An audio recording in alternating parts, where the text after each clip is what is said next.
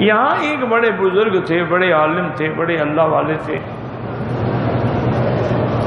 اصل میں وہ مصر کے تھے.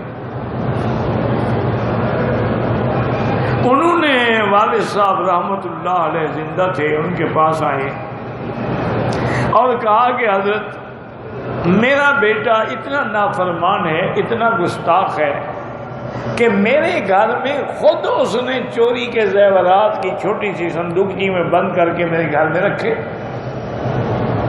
اور پھر پولیس کو خود اطلاع کر کے میرے اوپر چھاپا ڈلوایا تاکہ مجھے ان میں گرفتار کر دیں.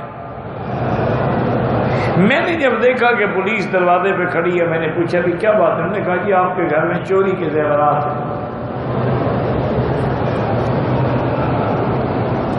انہوں نے کہا کہ میں نے کہا اچھا ٹھیک ہے، گھر میں خواتین ہیں، میں ان کو پردے کا کہہ دوں اور پھر تم تلاشی کرو. وہ کہتے ہیں کہ مولانا میں جب آیا میں نے دیکھا کہ ایک چھوٹی صندوقی رکھی ہے، میں سمجھ گیا کہ یہی زیورات کی، اور میں یہ بھی سمجھ گیا کہ میرے بیٹے کی شرارت ہے. میں نے فوراً صندوقی اٹھائی، کتابوں کو نیچے رکھ دی اور داڑھی پکڑ کے اللہ کے آگے درخواست کی کہ مولا ساری زندگی تم نے مجھے عزت دی ہے، اب بڑھاپے میں میری داڑھی کو سیاہ نہ کریں، مجھے بدنامی سے اور ظلم سے بچا لیں. کہتے پولیس والے آئے، میرے گھر کا سامان کو اتھل پتھل کر ڈالا، لیکن ادھر کسی نے ہاتھ نہیں لگایا. اللہ نے پردہ دیا، وہ ناکام چلے گئے. انہوں نے کہا کہ جب ایک بیٹا اپنے والد کو اس مقام تک لے آئے تو میں نے فیصلہ کیا ہے کہ میں اس بیٹے کو آگ کر دوں تاکہ آئندہ اس کا میرے خاندان سے، میری وراثت سے، میرے مال سے، جائیداد سے کوئی تعلق نہیں. یہ میں نے فتویٰ لکھا ہے اور مختلف علماء سے میں دستخط کرائے ہیں. میں آپ کے پاس بھی آیا ہوں کہ آپ دستخط کر دیں. میں نے کہا حضرت میں دستخط نہیں کرتا.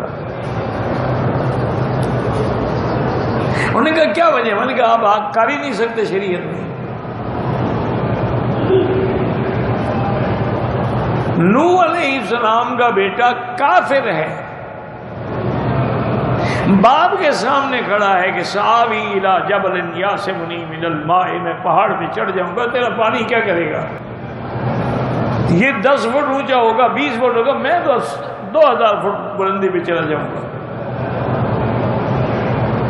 لیکن اللہ کا پیغمبر پھر بھی دعا مانگ رہا، وہ کفر پہ اڑا ہوا ہے، کفر پہ ڈوب گیا. اللہ کا پیغمبر پھر بھی مانگ، ان بنی من اہلی و ان وعدک الحق. تو اس لیے میرا مشورہ یہ ہے اس کو آگ نہ کرے، بلکہ اگر آپ ناراض نہ ہوں، تمہارا بیٹا تمہاری ناراضگی کی وجہ سے تباہ و برباد ہو جائے گا دنیا اور آخرت میں، اس کو معاف کر.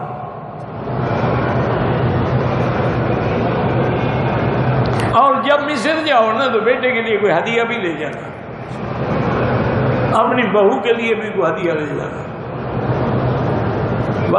وہ کبھی امام بھی تھے عرب کے. واضح فرماتے ہیں کہ 2-1 مہینے کے بعد وہ آئے، مجھے ملے اور ماتھا چوما میرا اور بڑے خوش ہوئے اور کہنے لگے کہ حضرت آپ نے مجھے بڑا اچھا مشورہ دیا تھا، میں نے بیٹے کے لیے یہاں سے کچھ ہدیہ بھی لیا، بہو کے لیے بھی کچھ زیور لیے. میں جب وہاں گیا ان کو دیا تو وہ دونوں میرے پاؤں پہ گر گئے اور کہا کہ اللہ کے لیے ہمیں معاف کر. تو میں نے ان کو معاف کر دیا ہے. اب وہ میرا انتہائی فرما بردار ہے، تو میرا گھر بربادی سے بچ گیا. اگر میں آگ کر دیتا تو کیا ہوتا؟ تو اس لیے مسئلہ یہ ہے کوئی کسی کو آگ نہیں کر سکتا. اللہ نے حصے بنائے ہیں، اللہ نے اس کو تیرے گھر میں پیدا کیا ہے، تم کون ہو اس کو معلوم کرنے والے؟ نافرمان ہے، اس کو معاف کر دو. کیونکہ والدین کی جو دعا ہے نا، یاد رکھو، اولاد کے حق میں ایسے ہے دعا النبی فی حق امت ہی، جیسے اللہ کا نبی اپنی امت کے لیے دعا مانگے. اور پھر والدین جب بد دعا کرتے ہیں اور حال میں منظور ہوتی ہے اور اولاد برباد ہو جاتی ہے. وجہ کیا ہے کہ وجہ یہ ہے کہ والدین بالکل بد دعا نہیں کرتے، حتیٰ کہ مجبور ہو جائے تو مجبور جب دعا مانگتا ہے تو اللہ قبول کر لیتا۔ امن یجیب المضطر اذا دعا۔